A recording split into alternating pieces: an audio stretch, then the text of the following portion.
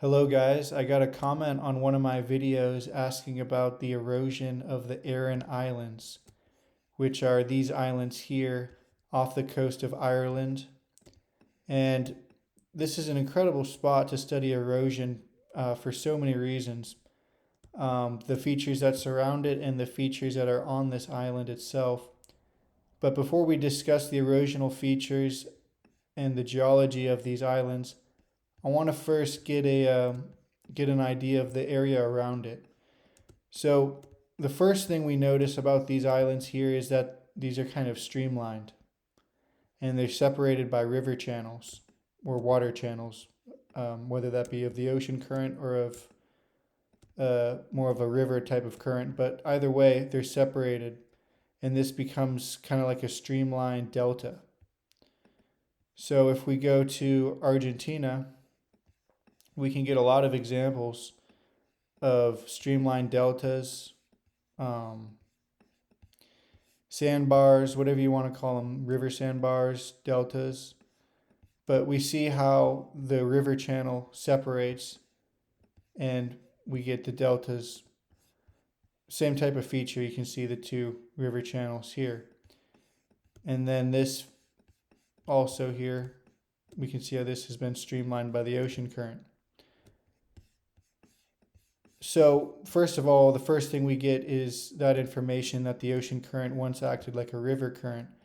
Then we zoom out a little bit more and we see that it's in the middle of an expansion bar. So an expansion bar is a feature of a river. Once it hits a lower level, it will expand. So you can find that in rivers all over the world. And this expansion bar kind of abruptly begins. Right here we can see other streamlined features and stuff. But when we look at this one here, which also has the expansion bar, it kind of has an abrupt beginning. And that's what you call a scarp edge. So if you go over here, this channel here also has kind of a delta-like shape. And then you get drumlins, which were made from sheet water flow, not from ice sheets, not from glaciers, but these drumlins are in line with the current direction, which is in line with this channel, which then sculpted this rock. Okay. So that's kind of some background for why, first of all, why it's shaped like this and why we get these kind of shapes. This is an expansion bar, scarp edge. Okay. So this is Zanzibar in Africa. We get the same type of thing. This is in the ocean as well. You can see how these are also look like streamlined sandbars. And when we zoom out, right, we get the identification of a current direction coming through here. And we see very abrupt, flat scarp edges. This is where the water began to fall and erode out. So this abrupt beginning is called a scarp edge and is a very shallow cataract formation. Okay, here's another one. And so this is, I believe, Chile. Or actually, it looks like Peru. This right here is the same type of thing. We're on the Pacific Ocean, streamlined, call that a delta or whatever. And you can see where the current came from. See, this was just like a big river, but now it's more like an estuary because it doesn't have that any current really. It's like a lagoon. And so it also begins abruptly. Okay, so that's just kind of background for the spot.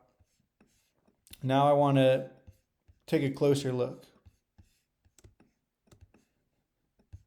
One of the first spots I want to talk about is this here and how it's kind of got a U shape to it. The reason why it's shaped like this is because it's streamlined. Okay. Now there's a lot of other features that are streamlined, but that's one of the biggest streamlined features. Let's try to find some more streamlined shapes. I know there's some here. Streamlined, streamlined. And then you also get parallel ruts. So streamlined, U-shapes, and parallel ruts. Now I'm going to show you how you can find the same type of thing in Alaska, all over Canada, especially in the Ontario region. Right, these are streamlined. Like this right here, this is a perfect example. 1, 2, 3. It's rounded, it shows the current direction, it shows that the current went up the screen. Here as well, streamlined, streamlined. That's from high-speed water flow, okay? But you probably don't believe me, so I'm going to show you this clip here. This is Canada. Check this out. You should check out the YouTube channel Geodoxia, where they talk about geologic paradoxes. This is where these clips came from. This is right, I believe, above the Great Lakes. Now that's just the idea of a streamlined feature. Same thing in Norway. Streamlined from water flow. Right, so it's the U shape.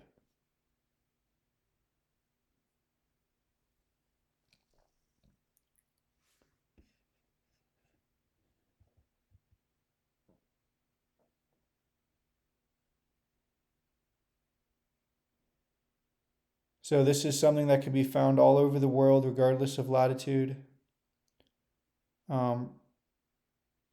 Obviously, it's found in a lot of places that they would consider, scoured by ice, but it's also very correlated with the ocean.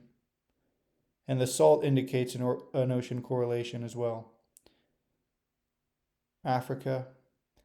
So obviously, an ice sheet didn't flow over Africa. So yeah, this is just all background to understand a streamlined formation.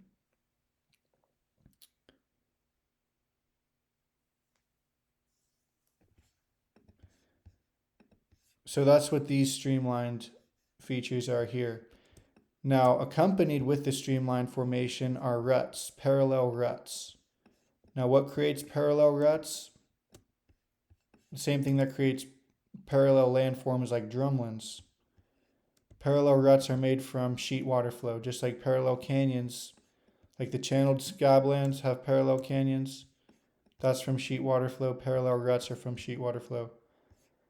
Now this is a video that actually shows you some rockage on the Aran Islands. This is limestone, by the way, so it's kind of a softer rock. All of this was laid down flat in a shallow sea. So 300 million years ago. It's talking about the deposition. But you see that these limestone beds are bent. They go up as they go up to Dun Angus, and they come down in this. So there's a slight bend to the rock layers, and he's saying, oh, that's tectonic forces. For the most part, it's pretty flat. But the reason why he's talking about tectonic forces is because when he talks about the current ruts, right, all these ruts here, naturally occurring, he's saying that these are fractures. So when you go to Arizona and Utah and you find the same features, they call them fins. They don't attribute them to sheet water flow, but they attribute them to tectonic forces. But that idea is ridiculous because they're cut across grain. You know what, I'll just zip over there and show you guys. I don't know why they think it's possible when it cuts the cross grain, but for example, here we get some fins, quote unquote. These are current ruts, parallel with what the mega stream once was.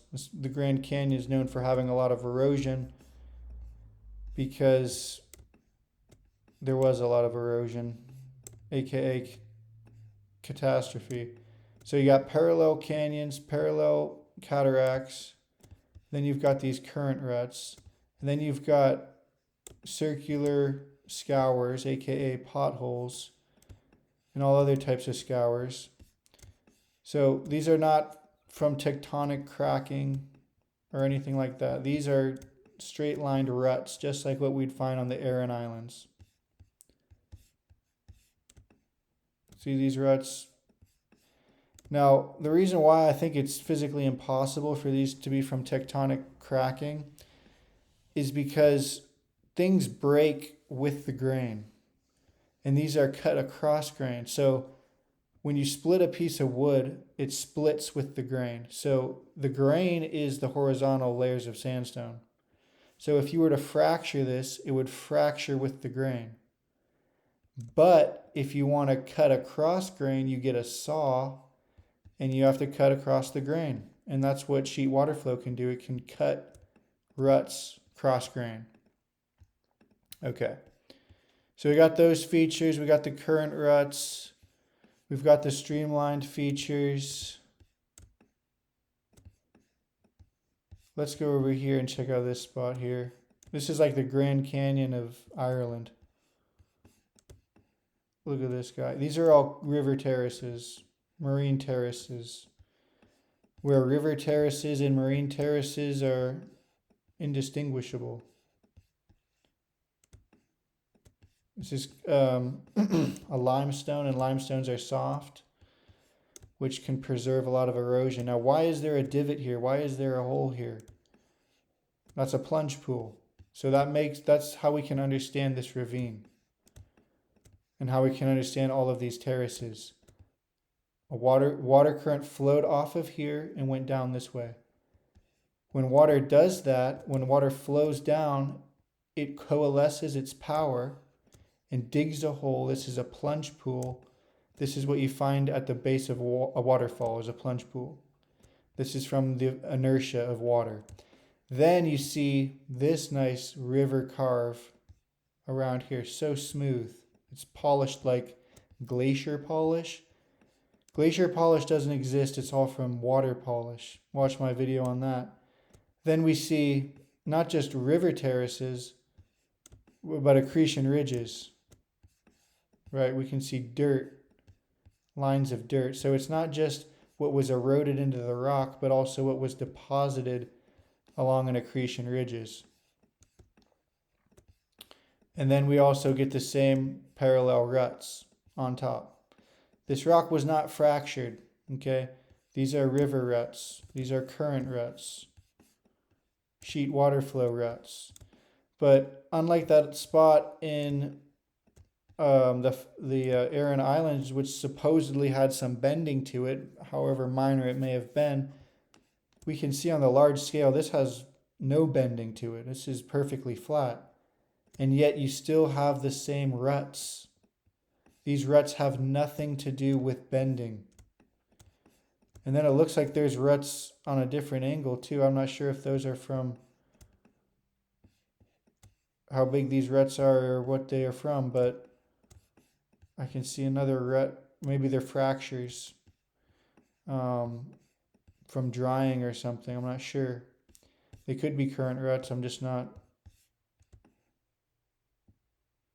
Yeah, they could definitely be current ruts from a different direction. They are pretty small. When you get to the really small scale, that's when you got to be skeptical of, maybe those were from, cows walking on it or something. But the larger stuff is more unmistakable.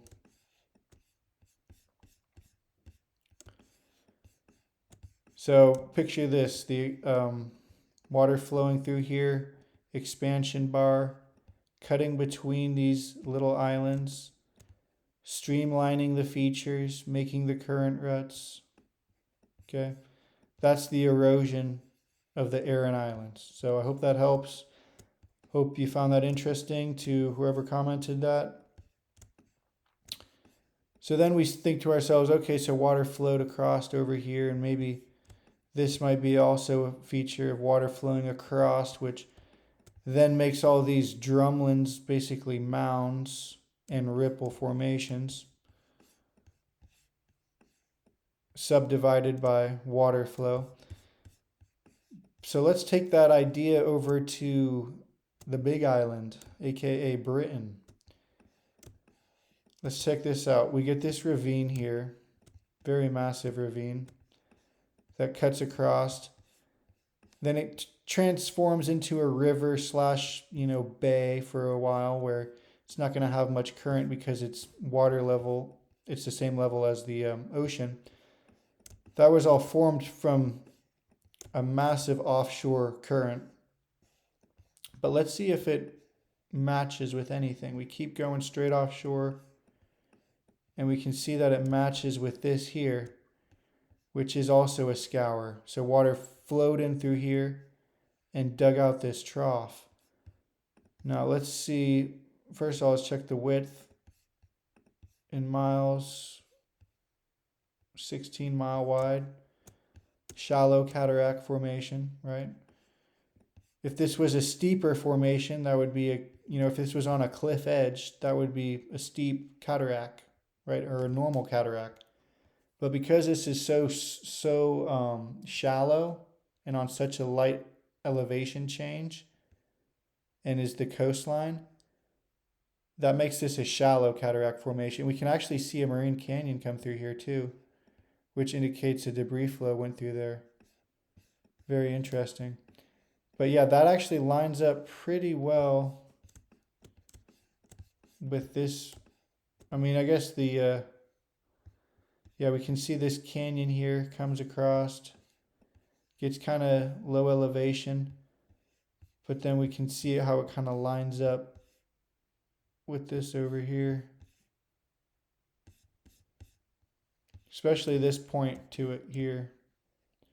It's kind of pointed. But yeah, I just like that connection across there. Shows how the water flowed over Britain, England, whatever. I don't know about that, I'm American. Anyways, check out the English Channel.